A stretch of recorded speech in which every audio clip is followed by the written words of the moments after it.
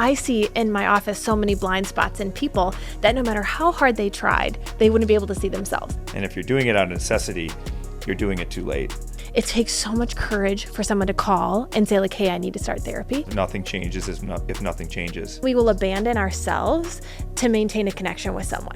There's a saying in the dating world, it's therapy is the new 6'4". If you want to find a partner who's 1 in a million, you need to make sure that you say no to people who are not a fit. Then you wake up, it's 40 years later, and you're like, oh. The people who are in therapy are there because the people around them are not in therapy. Welcome to the No Fear podcast. This is Scott Claus, and FEAR stands for Fake Events Appearing Real.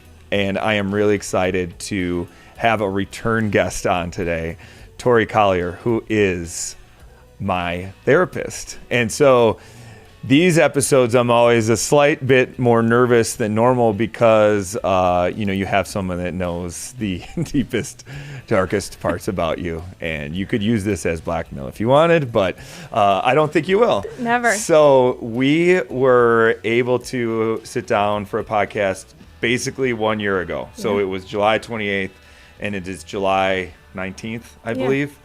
So thank you again for returning for Thanks more for having me. more excitement. Oh my God, it's so fun to be here. I love just sitting with you, whether it's in the office or here in the studio. Good, and I don't even have to pay you to do this. This is amazing. Is this wild? All right, so I want to start by playing a 1-minute clip from our podcast a year ago, and I want to ask you what's changed, because you had a pretty defined path of what you wanted, and we'll dive right into where you are now. Does that sound good? Yeah, let's go for it. All right. Blown up. I think it's C4. C4. I'm going to add that Collier in there. Now that it's blown up, I think I am looking forward to what is the next step. I wanted to give myself a year before I hired someone, but I don't know what that process is going to look like. I'm sure I have fear around what the transition is going to be, because I'm so picky with who I want to see my patients. And I do therapy a very specific way, as you know. Like, I am very direct, I'm very honest, I'm super loving, I'm also light, we joke, when I hand off my patients who I love so much into someone else's hands, there's a lot of fear of what they're going to do with that. So I want to be highly, highly selective of that. And I always want to make sure that I treat new people in the ways I wish I was treated in an organization. So if they're going to be part of something not on their own, they should have a lot of benefits for doing that. So I think in your lady boss thing, you had put when I hire people on to take 20% of that. All right. So hearing that, what comes to mind, and what has actually happened? Because at the time you were really nervous and a little fearful about, you had too many clients and you needed some help and additional. So talk me through what happened in a year. Yeah, you know what, Scott, it's crazy how much happens in a year, and I think it's so incredible that we get to sit here again almost a year later to really see that I've lived a lifetime since our last podcast. So the main part of the clip we just listened to was me hiring someone, and this was in almost August, and in January I did. So her first day was in January, and that process was, you actually played a vital role in that part too, because you helped me to really explore what it looked like to be highly selective. And I thought I wanted a mini me. I thought that even hearing that I didn't want to give up control and that I was so fearful of them doing therapy the exact same way I did. I think upon interviewing so many people, and you had some wisdom you gave me last time was, if you want to get 1 in 100 talent, you need to interview 100 people. Yeah. So I kept that at the forefront every time I interviewed someone, and was very comfortable saying no if they weren't a culture fit, if they didn't have the experience I was looking for. So essentially at the beginning, I was looking for a mini me. And then I found this woman who filled in the gaps of all the areas that of ways I don't do therapy. So I'm in a Christian counseling practice, so I own the that it's we're in a church, but also we're kind of known as Christian counselors. And so I knew I wanted someone with a faith background, so she had an option to see people who also wanted to see a Christian counselor or do secular counseling. And I don't ever quote the Bible. I'm a very select group of what people picture of a Christian counselor.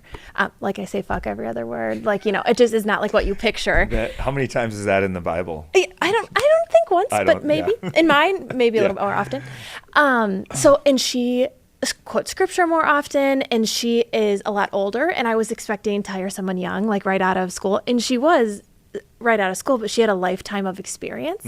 And it really just realized, it really helped me to realize that I think I needed someone who filled in the gaps instead of just creating another me. Oh, okay. Yeah. That's amazing. And so I know as we're doing really good in our careers, whatever the industry or career is, there's only one of us. Yeah. And so you get when a byproduct of being really good at what you do is a lot of people want to work with you. And Right. the worst part of that is you start giving up your time and you're feeling torn in a thousand different pieces.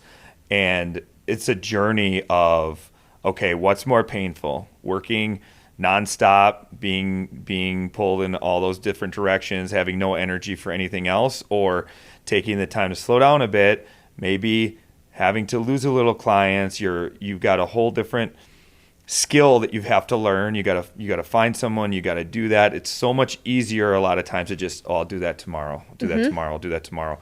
And you took a stand and you were going to do it. So it was basically August and you had it by January. Right. So what did you do when you walked out of there? Because when we were talking, it seems like it was further along than it actually was. So I knew I wanted to give myself a year, and I didn't think that since starting my own practice, give myself a year. Yeah. I didn't think it would probably actually happen. And then when we talked about goals moving forward, this had to be a vital component of me to achieve those goals, was to kind of get the ball rolling. So I think I left here and really created like a timeline of what that process would look like and when I would like to hire someone. And there were a couple discouraging moments when I was interviewing people who just, I like couldn't believe were therapists. That I was like, okay, like, oh, not looking for this. This is what I'm interested in. This isn't a good fit. And then there would just be wonderful people that I knew just wouldn't be a fit for a small practice that is looking to grow, that does therapy a specific way. So I think once I really got like through some of those discouraging moments, I was able to really just recognize it's going to happen when it's going to happen and when it's meant to be. As long as I'm doing everything, interviewing, posting, advertising that I'm hiring, as long as I was checking all those boxes, I'd see what would be brought to me, and it worked out perfectly. How did it interfere with your current client caseload, or were you able to just work more, or how did you pull that off? So this is so funny. I usually use this I probably use this with you in therapy, but I usually use a visual for this. I'm going to try and explain it the best I can without the visual. Yeah. So when someone is motivated for change, they find it difficult to basically increase their distress at the beginning for decreased distress in the future. Yeah. So it's easier to stay at this like moderate level of distress because then they don't have to spike it. They're like, well, I can tolerate what I'm doing now. Yeah. But if we spike it for just a period of time to then have way decreased distress moving forward, I say like I try and really, really motivate patients to do that. Okay, so we'll work really hard. We'll have less capacity. We'll do these things right now, make those changes, and we'll have increased distress, less time, less space, to then have so much more space moving forward. Instead of, if we're like this for another 2 years, look at how much more distress you have if you stay at moderate stress for a very long period of time, as opposed to high and then almost none moving forward. So I think that was the mindset I had of hiring, that I know I'm going to be working extra hours. I know that I'm going to work my full-time job and then go home and post and interview and take my Fridays that I usually have. Well, now I have supervision with my employee, but Fridays were sacred, that I would just do things that I wanted to do to replenish for the next week. So I knew I'd take some Fridays to do interviews, go get coffee with potential hirees. Is that even a word, hirees? Thanks. It is now. It is. Yeah. Yep. So I think I knew that it was going to be increased distress just for this moment, and then was going to be worth it in the long run. I love that. I always think of nothing changes if nothing changes. Right. So people want stuff, and if they're not willing to change their behavior, they're never going to get it. Are their thoughts matching their actions? And it's just, does their audio match their visual? I mean, it's just a classic thing where then you wake up, it's 40 years later, and you're like, oh, for real. Damn. Yes, exactly. And you had another pretty motivating part of your life that happened in the last year or two that I think was playing a key role in just the significance or the motivation to have some help. So what else happened, personally since we met? Yeah. Yeah. So I had just gotten engaged. Okay. Like 2 weeks before our last you podcast. were like glowing. Oh my God. And it was like the best engagement. I still think about the day. So since I got married. Yes. So now in January we got married. And it's been a dream. I always say too, it's so insane to compare. When I was married before, I was in such a hard marriage. Nothing was easy. It was just so difficult in so many levels. And now being in an easy marriage, it leads to so much capacity in my life. Like my job is easier. Handling all my dogs are easier. Handling my house and the yard, everything is just easier because my relationship is just so healthy and really, really good. Feels like I'm just like living a dream. Yeah. And you have plans for being a mother soon, correct? Or how's that? Hopefully in the next couple of years, we'll add a couple babies, throw them in the Highlander and fill that baby up. So, hopefully in the next couple of years, become parents. So could you imagine having to hire someone after you had your first baby or your second baby, or, you sought that out, correct? Or you kind of casted your vision of your future and said, hey, now's the time. For sure. Yeah. I think a big motivator, you're actually right. I kind of forgot about this. When I was looking to hire Dana, I knew eventually I'd be on maternity leave sometime in my 30s. And I wanted to make sure that I had someone who I could fully trust to take over more critical cases in the, 12-week absence that I would have potentially with having a kid. So I have now her as an option that I could kind of hand some of my caseload over to if need be. And then knowing that then hopefully we'll have a couple babies in there, then potentially maybe thinking a couple years in advance, hiring another therapist to take over a little bit more of my caseload. Yeah. And then use more time for supervision and consultation with other therapists in the area. That's amazing. People think the worst thing you can do to a good salesperson, because you're in the sales business. So funny to hear that. Is just make them a manager or make them a leader. Yeah. And thinking, hey, you're good at sales. Why don't you go lead people? Yeah. Because it's a completely different skill set. It's For something sure. you've got to master. Definitely. And people usually master it or do it out of pain, out of necessity. And if you're doing it out of necessity, you're doing it too late. Sure. Oh, 100%. Yeah. Oh, I love that. And what I also love and that I'm hearing is like you have integrity of to practice what you preach.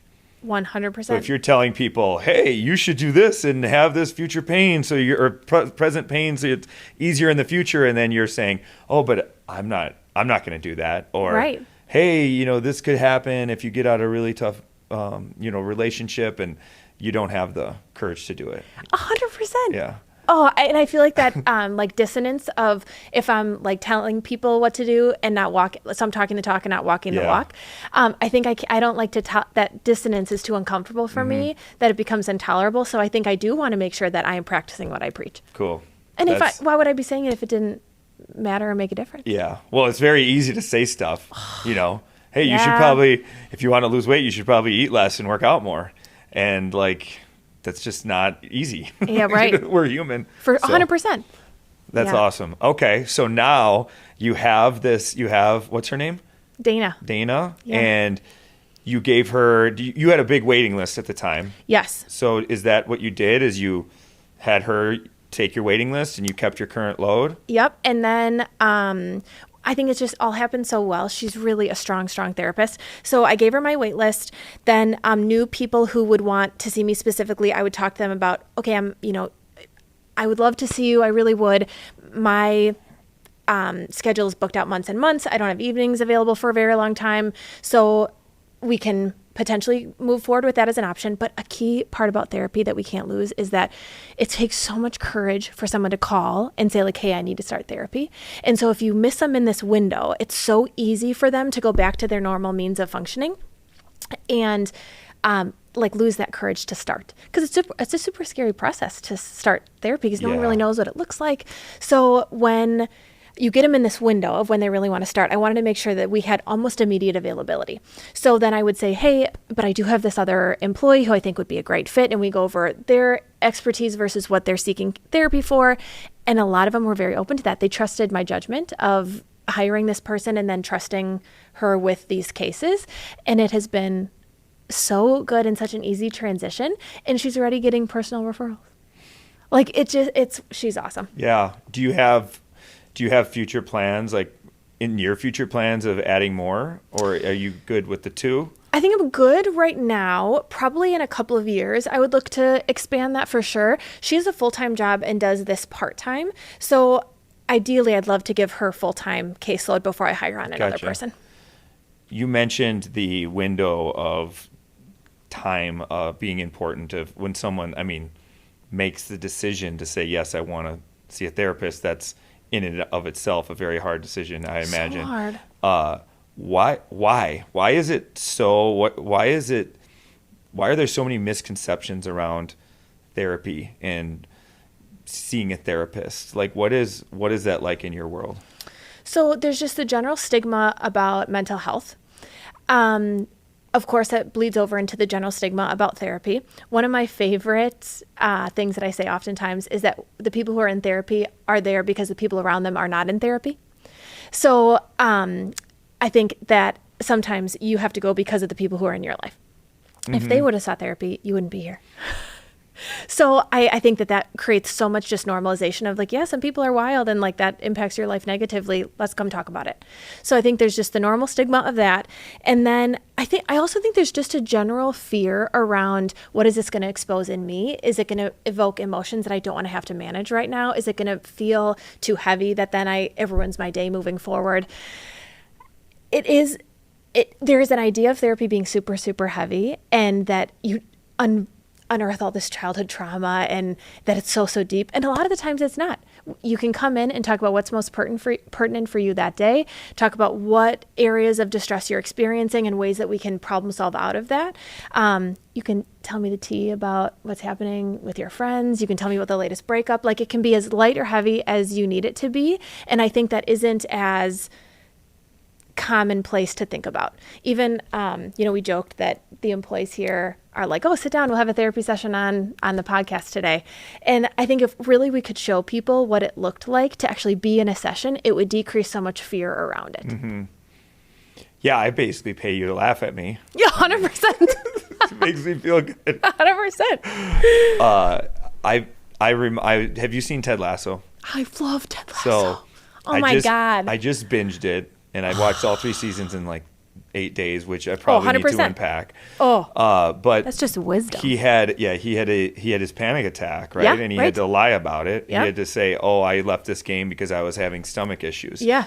And then it became, it got leaked. It was in the newspaper, and the whole episode was like, wild. Of totally. Like, you have to lie about, he has anxiety, he had a panic attack, and you just make this lie like, oh no, it's my stomach, I had bad food or something. Mm-hmm. And so that just doesn't make sense to me. And like, how would you explain that to someone that is feeling that way?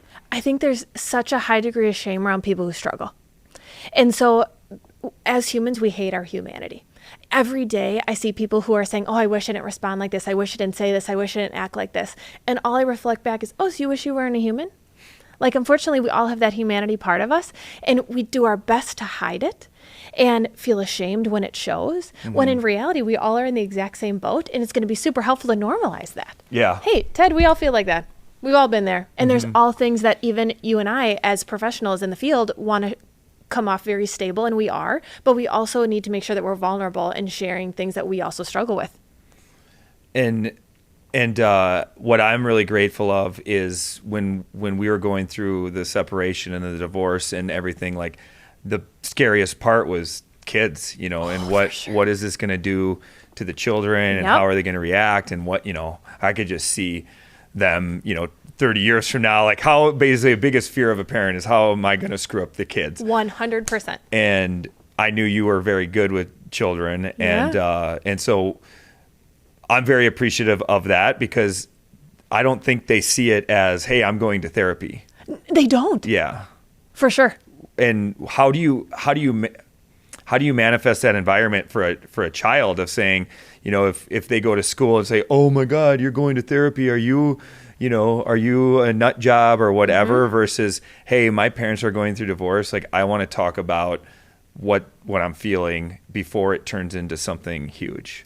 Well, honestly, Scott, I think that has a lot to do with like you and Nicole. Yeah. That like you guys have normalized that like, hey, when shit happens, we go talk about it.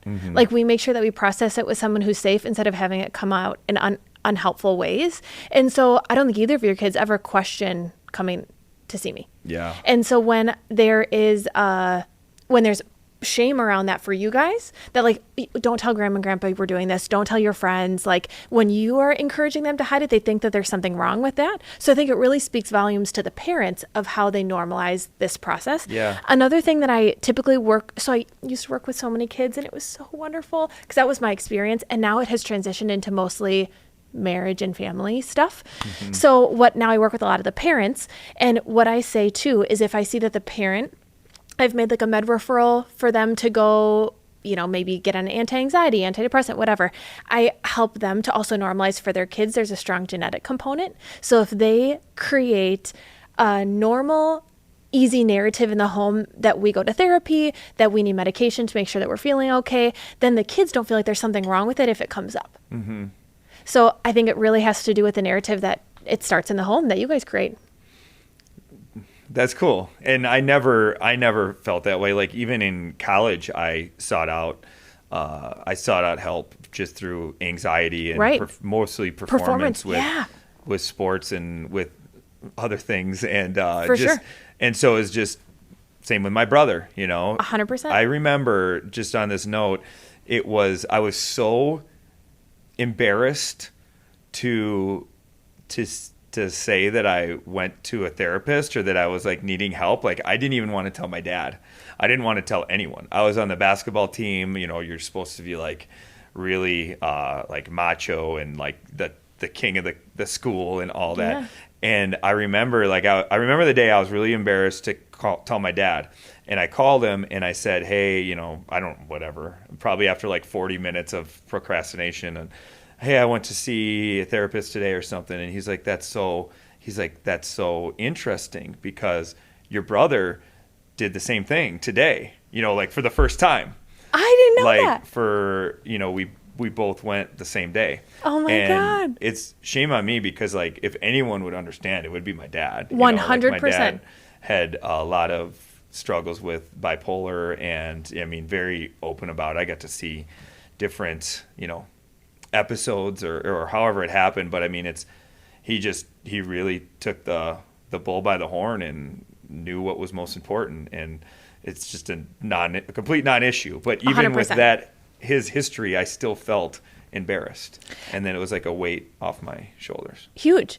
I think a significant component of what I just heard in you too is that it isn't macho to go to therapy. Yeah. And I think anyone who has been in therapy, like I'm sure you can attest to this, it is one of the most courageous things you can do. Yeah. So like there's nothing more macho than going and talking about your shit and saying like, I'm going to manage this really, really well so it doesn't overflow onto other people. That is the most strong, courageous, macho thing you can do. There's a saying in the dating world, it's therapy is the new 6'4". I love that.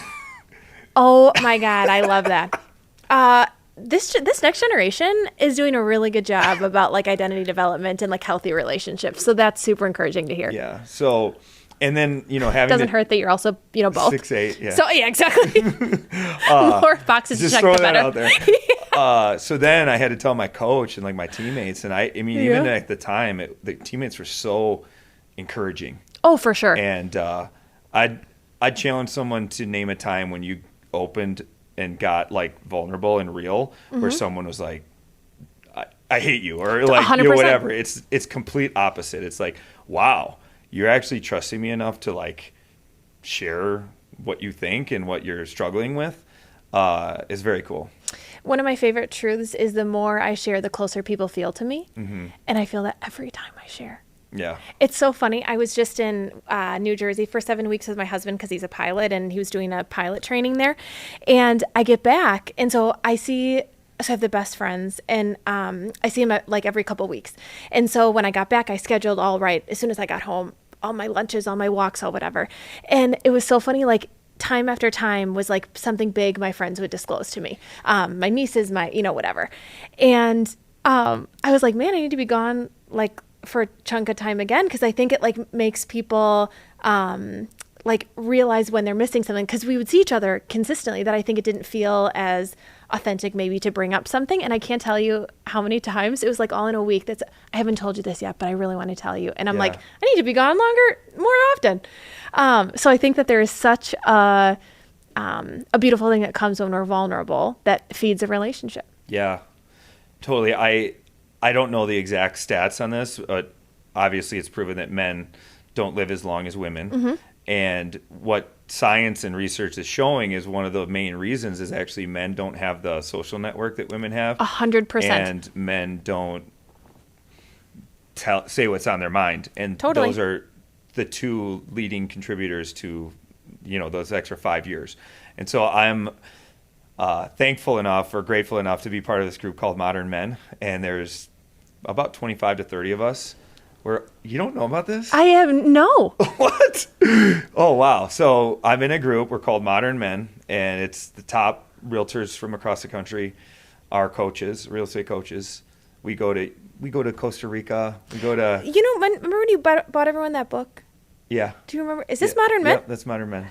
I didn't know that they had a name. Yeah, cool name. This Very is modern. So nice. So we went to Costa Rica, and each trip we take, we take tons of educational learning, like how to sell more houses, how to be a better leader, all these and some other things you learn on those trips. Yes, all these different things. But when we go on a Modern Men trip, it's specifically we start the day with exercise, like we have to move our body. Oh. Then we go to there's always a speaker of some sort, like a guest speaker that we hire, and then we do an activity. And the rule of the activity is we have to be present for it. So we can't be like on our phone or we can't do whatever. You got to be present or it would just end badly. So we did a hard workout. We went in, we got this really nice breakfast catered for us. It was all there. And the speaker was a guru on men's mental health. He had like 10,000 to 20,000 hours on like men's mental health specifically. What's his name? I can't remember, but I'll send it to me. And I mean, the guy is tattooed from head to toe, and just you could tell has had an interesting past. Of these 20 guys sitting around the table, he cut into us over Zoom so eloquently and quickly that, I mean, people were opening up about everything. And these are, we're all the top of our game in our company, and our company will say, oh, this person's on stage, they do all this. So you try to have this like veil to 100%. not pierce it. It was one of the coolest experiences of my life to see everyone there just like being willing to share that. And so vulnerable so quickly. Mm-hmm. That his questions were wild. I mean, it was just really? To the point. And yeah, I can't. I'm hoping to get him on the podcast at one point. 100%. He was an expert in his craft of men. This is so interesting. Yeah. So did he lead with vulnerability? Did he share something first, or did he just kind of come in and really go and ask these like hard-hitting questions? He was vulnerable, but to a point of it wasn't like so deep into it where we're like, oh, who is this guy? It was like you could see his appearance, and then you're like, and then he got into a couple things, just real bullet point, and then and it was enough to be like, wow, sometimes I think we overshare too quickly before people are interested. So it was like a skill of like making us want more. And then this. It was like one by one. It started with one person sharing, and then he was like, everyone, like congratulate him, thank him, because he kind of got the ball rolling, and then it just kind of went down the room. And it was interesting because he like, I don't know if someone pointed at me behind me or what happened, but like he's like, what about you? He's like, and he pointed like to me. I was wearing you in the white hat or something, and I was like, oh shit. So then I had to just kind of like tell my story. Really? Yeah. How many men were at this conference? I think there was 19. 19. There's so a like, big group. Yeah, there's like 30 in the group, but then to get everyone coordinated to go to Costa Rica and leave families and everything. We had 19 that could make it. Unreal. You 100% have to send me this guy's name. Yeah. How cool. So it was interesting, and what I learned from that was I got into like my childhood. He's like, because I have the hugest fear of missing out. You do have big FOMO. Oh my God. I need to be in everything. I need Right. to experience everything. Like the time is running out. Like Yes. if it's over, it's over. So, and they joke about that. I mean, it's funny. Like I have FOMO. And ironically, I missed my flight to there because of American Airlines. They're just terrible and they have no standards, which is a different topic. But I didn't get into Costa Rica until 3:30 in the morning. And they all got in at like 3 p.m. Sure. So I missed the whole first day. Mm-hmm. And they knew of anyone there, it would kill me the most. And so when I started talking, it was there was in second grade, there was a girl and she had this bag of candy and she was giving candy to everyone. And I was like, oh, can I have some candy? And she's like, I don't give candy to losers or to nerds. And I'm like, oh, that sucks, like just, and I always felt like I was on the outside of there was like the cool group and I was kind of part of it, but I was on like the outside of it. And I was always trying to like get into it. And, yeah, right. And like, it's just this nonstop, however it was. So I'm kind of in this inner group now and I'm not kind of, I am. And I really talked about that and everyone was like, he said, if you want to honor this man, like you tell him that you appreciate him and that you're happy to see him and all this. And one guy, his first time there, he said, I don't know you. This is my first time meeting you. But the entire day yesterday, everyone was just saying, oh, I wish Scott was here. Remember when Scott said this? Remember when this happened? And I was like, whoa. It was just like I was on a just cloud nine through that moment. Unbelievable. Yeah. So it's so interesting. I love like hearing stories I haven't heard before from you. Because even I hear that, like, so that wound that was created in your childhood with this girl that's saying, like, I don't give candy to losers. Mm-hmm. She made you feel like your belonging need was very unmet. Mm-hmm. And so then even like now when like your belonging needs are much more met, there still is that wound because your first response was like, well, I'm kind of in the in-group now. And then you had to reframe and say, oh shit, I am in the in-group now. Yeah. And I think it's because that belonging wound still is there that maybe sometimes gets bumped up against. And then it probably hits you harder, which is probably a part of why you have FOMO. Yeah, 100%. And just, things, by the time I kind of got things figured out in the social aspect of high school, like high school is over. Right. And it's yes. Like, oh, could I go back knowing what I know now? So enough about me. Just kidding. It always is going to turn back to this. What the point of this podcast is the fake events appearing real. Right. And we have this voice in our head voices that say they want to keep you the same. They want, if anytime you're trying to do something courageous or what, their goal is to just keep you the same. And I'm curious to know how that shows up in your world, like Sure. with your clients, with what you see on a day-to-day basis. Sure. Well, I think in general, there are two different ways you can look at like fear, fake events appearing real. So there is the first component that is more like delusional, where it lacks reality, where someone is experiencing things that other people don't. Either hearing, seeing, viscerally experiencing, that is more what we would consider like delusional, lacking in reality. So that I think is like what you had indicated previously. You're like, I wonder if people are afraid to come to therapy or mental health because everything seems like schizophrenia, bipolar, so that it's really, really severe or significant. When in reality, that's not the majority of people who come to therapy. The majority of people come to therapy because of the other part of the fear. The fake events appearing real is just the intrusive thoughts that all of us struggle with on a regular basis. The fears that debilitate us into moving forward and doing what we want to because we're afraid of what's going to be on the other side. Mm-hmm. This is things that you, I, Kylo Ren, all of us deal with on a regular basis. And so those types of fears, those fake events appearing real, I sometimes can't even convince someone they're not true, right? Because it feels so core to who they are and feels so core and real to what they're experiencing. So sometimes it's not that we want to combat them as not real. They feel very real to you. Whatever fear you're struggling with right now feels very real to you. So I align with you of saying, yeah, you know what? That's really scary. That sucks. I'm so sorry you're experiencing that. I've been there too. And so we come alongside the fear and try and like make space for it and really combat it as as we're able to like create more comfortability around it, challenge it into, maybe it is like connecting with what's truthful, connecting with what's real, whatever it looks like, challenging it then to accomplish what we want to accomplish. So some of my fears, I think are around like losing people. So losing my husband, my dogs. If I were to ever have intrusive thoughts, it's always about like my babies. So it's like, something bad happening to them or something happening to John on a flight. And so every time that comes in, that feels very real to me. It's not based in reality. My dogs aren't going to die. Like they're fine. My husband's not going to die. He's a very competent pilot. So in those moments, I need to just align with the fear and say, you know what, that's really scary. That's okay. Like I understand that feels so real right now.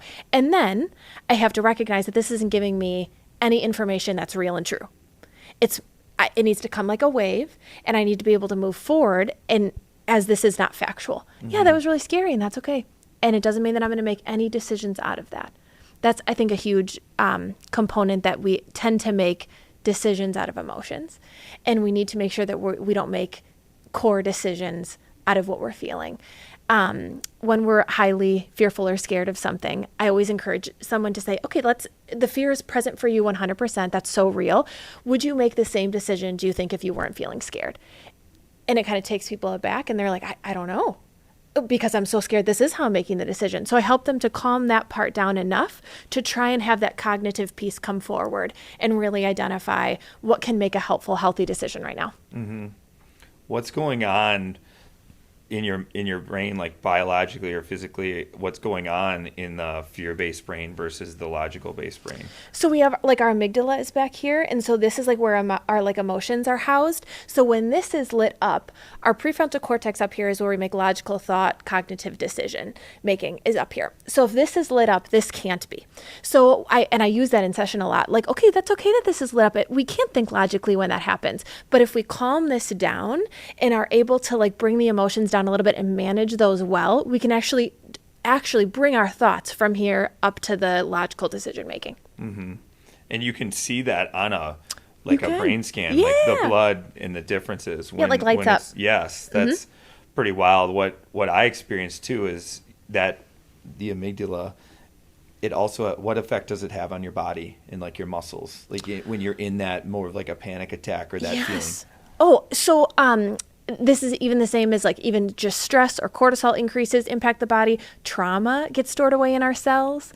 A really cool book is Body Keeps the Score.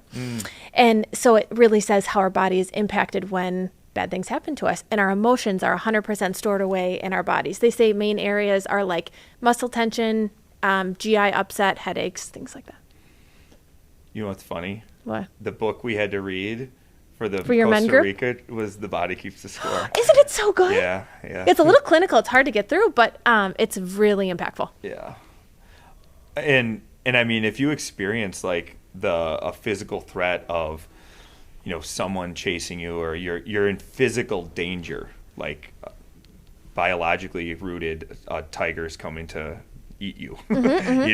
Like you don't need blood to your extremities. You don't think about eating. You don't think about procreating. You don't think about anything. You just think about staying alive. Right. And I just feel like a lot of us are in that state, not from physical danger, but from the danger that we've created in our lives, where we hear someone honk the horn at us. We're stressed out at work. We've got, someone posted something about us on Facebook. It's all giving us like that same feeling of, oh my God, I got to fight this or I got to fight it. And it's instead of seeing it maybe like once a week, I don't know how often they saw lions back in the day, but like it's 100 times a day. Mm-hmm.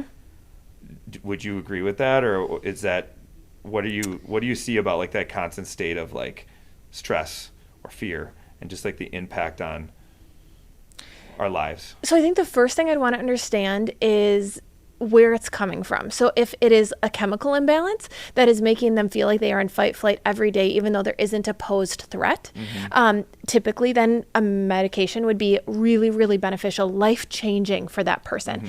If it's a mindset that they were raised in a really fearful environment and trained and conditioned to be afraid of things that they don't need to be afraid of, then it's about rewiring how our brain is functioning. So I think I need to know more about what got them there. And then I think the impact is very similar regardless of our path to here. If we are living in a constant state of stress, our cells are changed. Our body isn't going to respond to things as well. Or we're going to age more significantly. Like we are going to feel physiological pain more often. So I think it's super, super impactful, and we all need to figure out if that's our constant state of living. We need to see why. And how would you summarize if someone may need, I'll say quote unquote help, or someone would be a candidate for seeing a therapist? Like, is there a criteria, or how would someone identify it and be like, oh, maybe I should go see a therapist? So I really think this is so like a typical response to a therapist, but first of all, I think everyone needs therapy. Yeah. So like if you're breathing, you need to go see a therapist. Okay. And then I think on a deeper level would be, let's say you have worked through a lot of your stuff and you don't notice an impact of it significantly. I think if you are recognizing that you have social or occupational functioning that's inhibited. So it means that something about whatever is going on is impacting your job or your relationships. I think it's worth it to go figure out why that's happening. Mm-hmm. Are there different types of therapists? I know there's BetterHelp or like the virtual therapy. There's different, in the real estate world, you could hire a realtor, but you're going to get a vastly different experience. Totally. So is it the same in therapy, or how do you guys have different specialties, or how does that look? It is so on a case-to-case basis. Every therapist is different. Every therapist does therapy very differently. We all have kind of probably a baseline of things that we do that's all very similar. But then they say it's an art. And so that really comes out like no one artist is the same. And I think that's the exact same thing about therapy too. Probably similar to realty. Yeah. So if you're not, do you ever not vibe with someone where you say, hey, I recommend you get a different, another therapist? Or? Oh, well, 100% there is just sometimes not a personality fit. Yeah. And again, I do therapy very uniquely. I had a couple who I saw who wanted to pray at the beginning of sessions, and that is not my vibe. That would get me like very much out of my therapist mindset if I prayed at the beginning. Like that just isn't what I wanted to do. And so we were able to manage some part about the marriage that they came for. And then I was like, you know what? I think a more traditional Christian counselor would probably be a better fit for them. Yeah, for sure. What has been, is there anything that stands out in terms of like what you've learned from clients, or, like the most, I don't know if I want to say like the most fascinating or like the most impactful things that you've learned from your clients over the years? Oh, I love this question. Okay. So it changes every week because I feel like I'm learning new things about humans. I'm learning new things about people every single day. So I think more recently, two things that I've realized, and this has come out of, I'm like writing a couple books. So the first one is about, which I don't know if I'm going to turn it into a podcast or what, but the first one's about dating and how we date well in today's society. So what I think has become clear, and I'm probably focusing on it more because I'm writing the book and it's always in the forefront of my brain, but how quickly and how often we will abandon ourselves to maintain a connection with someone. And I think it's so natural for people to not want to be alone or not want to be with this person or fill in the blank of whatever their motivation is to maintain this connection with someone. Mm-hmm. But they will do whatever to their own detriment to keep it alive. Yeah. And I think now writing about this has made it so obvious when I see it, and reflecting it back as, hey, so you really abandoned yourself in that moment to maintain the relationship. And that I think is really, it's so wild how often it happens. And even looking back at my dating history, I did the same thing. There were so often when I saw that someone was mismanaging emotion or not responding well to me, that then I would become smaller or softer or different to then make sure that we were still okay. Mm-hmm. So I think that has been probably one of the most common things I've been seeing. And just how easy it is for people to abandon themselves is wild. And then the second thing I think is, there's so many, like I could go on. We could do an entire podcast just about really cool things that like I've seen about people. Okay. But I think this kind of ties into what we were just talking about with why someone maybe needs to come to therapy, is that we have so many blind spots that we can't see unless a trusted, valid third party is able to give us that feedback. So I see in my office so many blind spots in people that no matter how hard they tried, they wouldn't be able to see themselves. I have blind spots that like I'm not able to see unless a safe party, a friend that is not emotionally invested in the story is able to give me and help me to see these blind spots that no matter how hard we try, we will never be able to see. Mm-hmm. You can't see the label from inside the jar? 100%. That's exactly it. But someone else can help you to really understand that. And it's a blind spot that I think can be life-changing if we manage well. Yeah. So my algorithms are all like, I see all these like therapy and like the funny, I don't know. Like on social media? Yeah, the social media. My God, I know you blow me up with those. Yes. Because it just makes me laugh. But there was one that just was a guy walking into a bar, and the guy said, not a bar, a liquor store. And he said, "Hey, do you need some help?" He's like, "Yes, but I came here instead." So that's so good. Just like, and I think that's just normal. It's easy to distract. Oh, it's so easy. So I don't know if I have a question or I'm just thinking of a question on this, but like obviously it's much easier to push it down. Yep. Or to distract it, or right now, I mean, we've got social media, like you can just binge on that all the time. You're not thinking about anything. So what advice would you give to someone to actually say, you know what, I want to get uncomfortable. I want to see what this is all about. Like, what advice would you give to someone that's on the fence of doing therapy? Well, I think first of all, talking to other people who've done it, I think can really help decrease the like fear around what it looks like. And then finding someone who you know is has worked well with someone. So getting a personal referral and saying, "Hey, I love this person. They've been really, really helpful," and just go give it a shot. If you hate it, don't go back. Sounds pretty simple. So simple, for sure. And it isn't as scary as you'd think it is. You don't like tie them down and force them to stay there for... Tell me their childhood traumas. Yeah. No, I do not do that. I know, personally speaking with my kids, I mean, you guys are playing chess or you're playing like hide and seek or whatever you're doing. I mean, where they're looking forward to it. 100%. I think that's also like adults too need some of that same, like something that we look forward to. Yeah. So many people will text me before a session and be like, "Oh my God, you won't believe what just happened. I can't wait to tell you about it." And so it's even that they feel like I'm just a safe person to be able to process these things with. One of my favorite quotes is that we are harmed in relationship and then we have to heal in relationship. So a lot of healing that happens in therapy is even just between me and the patient, that I'm someone safe, I'm someone who they can be vulnerable with, I'm someone who is not looking to get anything from them. Mm-hmm.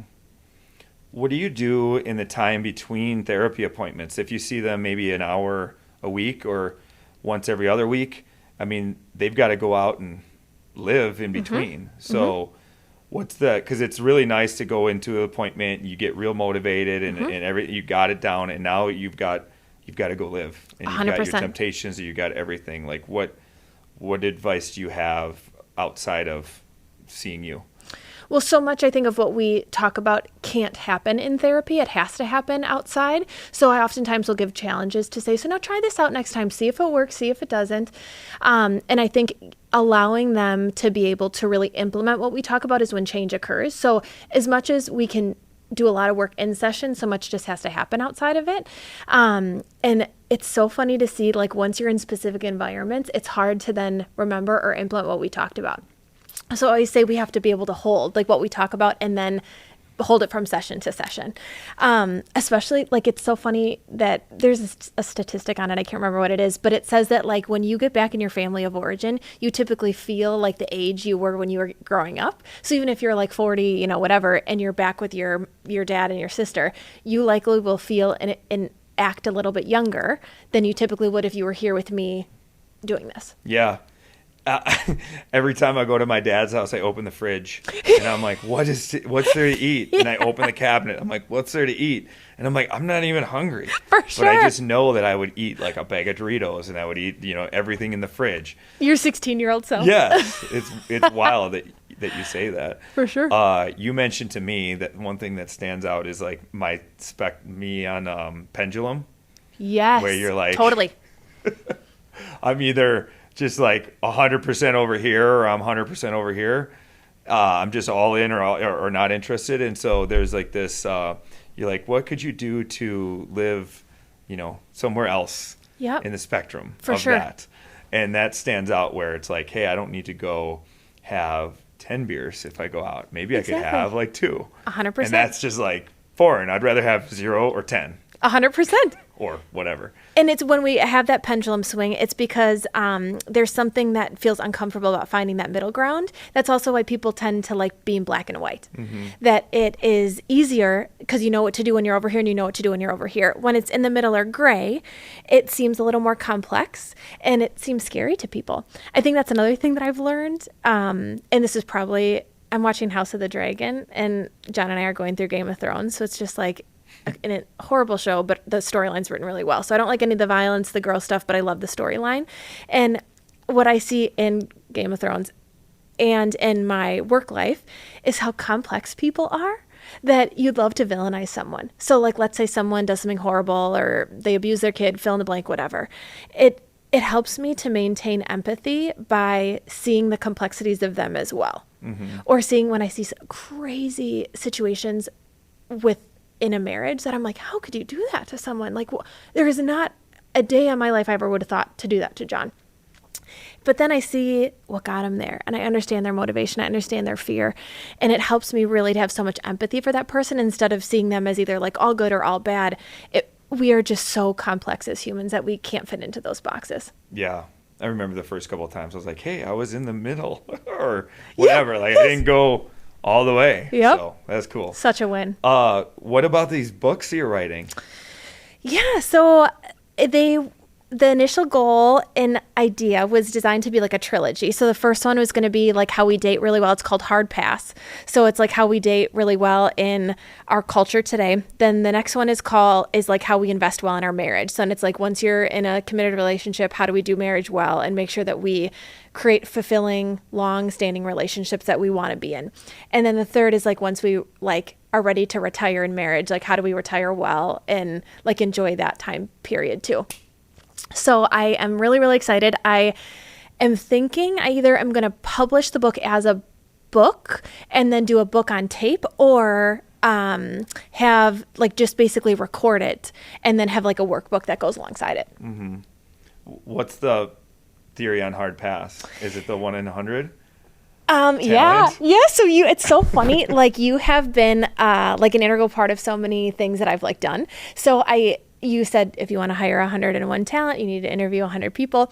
I think dating should be identical to that. Like if you want to find a partner who's 1 in a million, you need to make sure that you say no to people who are not a fit. Yeah. And so it's so hard for people to say no or to say, but I might not have a better option. This might be the best I can get, or fill in the blank of whatever lie they're trying to tell themselves to stay in this relationship. When if we got so much more comfortable with saying like, oh, you're just not it. Oh, our just vibe isn't what I'm looking for.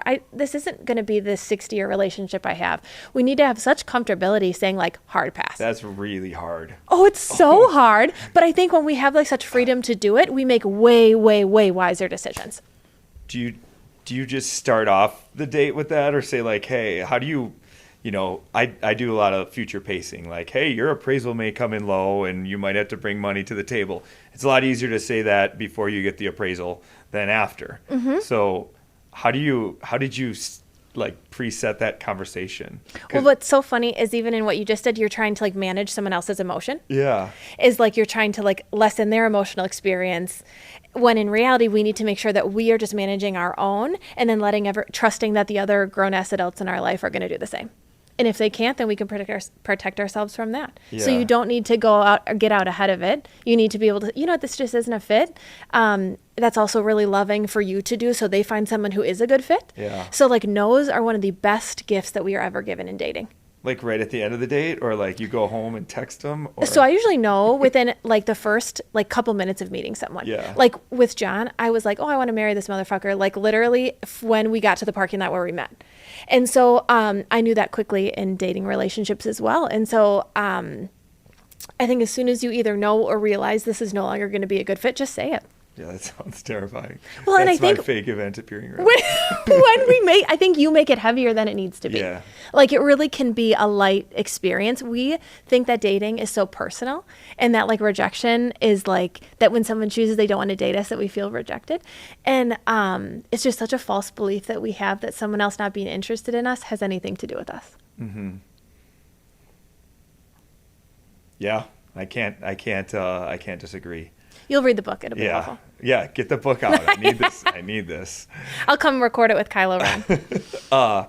So thank you for everything. What is, I know kind of what's on the, obviously you have the books that you're planning. Mm-hmm. You've got some babies that you're planning.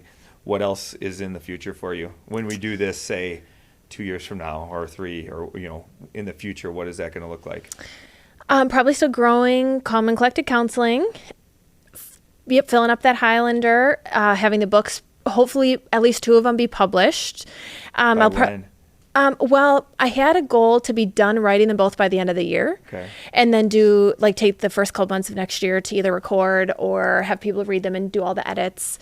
So I don't know if that's going to happen. I think I'll finish at least one this September. year. Yeah. It'll be all done.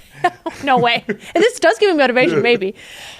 So the books for sure. And then probably determining what we want to do living situation wise, if we want to stay in New Berlin, if we want to move away.